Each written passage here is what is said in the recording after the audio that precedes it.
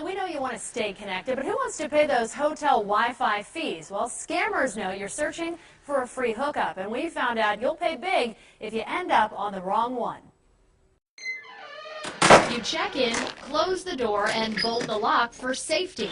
When you're staying away from home, the extra security makes you feel better, but it won't keep everyone out of your room. It doesn't really stop the determined criminal. They're going to find other ways in. But we're not talking about thieves who boldly bust in your door. The ones we're warning about take a silent, more subtle approach to get in. They're in here, and you may never even know it. You don't get, a big red flag to pop up and let you know. Instead, hackers are an unwelcome guest many hotels find staying the night. And Josh Larson with tech company Mad Security says you might be the one who invites them in through Wi-Fi. That's it. We're ready to go. We asked for his help to see how it happens. You think that was about 90 seconds? Yeah, not even. And Josh was able to set up a scam in a local hotel in less time than it takes to microwave a Hot Pocket, creating a fake Wi-Fi zone that could easily snare guests looking for free access in a hotel that charges, as many do. We locked it down so no one was ever in jeopardy, but it certainly looked real, popping up as an option in the Wi-Fi menu.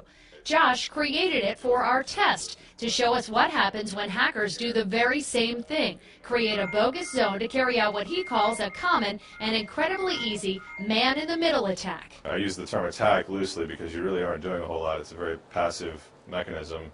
Once you set it up, you can just kind of kick back. Sit back and collect your personal information. Scammers get it by using simple technology to create these fake and insecure Wi-Fi zones.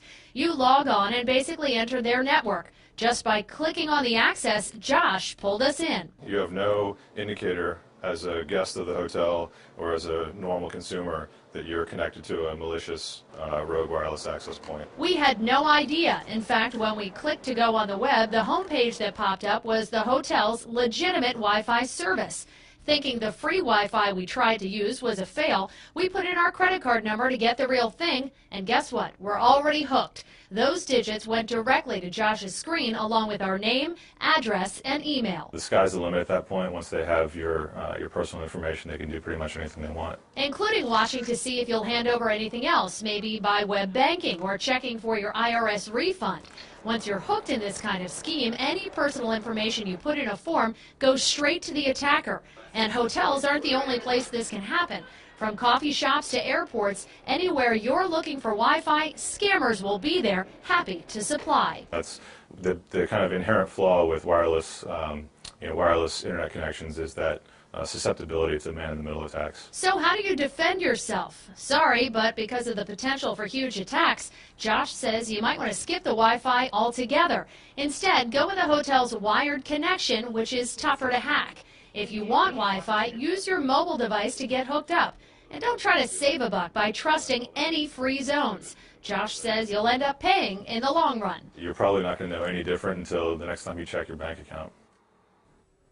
Josh says that kind of attack, it's basic for scammers, kindergarten, and we're way behind, not just in understanding those attacks, but on computer basics. He says we're also focused on getting to the websites and the pictures we want to see on the web, that we just click OK to every message we see, and that leaves you more vulnerable. We want to show you some of the messages to think about. This is one of them that popped up. Our tech guy pointed this out. If you go on some sites, you may get an indication about resetting your internet. If you do that and click OK, you might actually end up with a virus. Another one we wanted to show you is this one. You see a lot of videos on the web. They'll tell you you might not have the software. You need to check them out. But if you click continue on this one, you're still going to end up with a virus. Even if you click cancel, that might happen. He says the best bet is to just cancel out of all of these, X out at the top, get out, and make sure you have active virus software on your computer. For more tips on protecting yourself, go to abc2news.com. Check out the investigator section.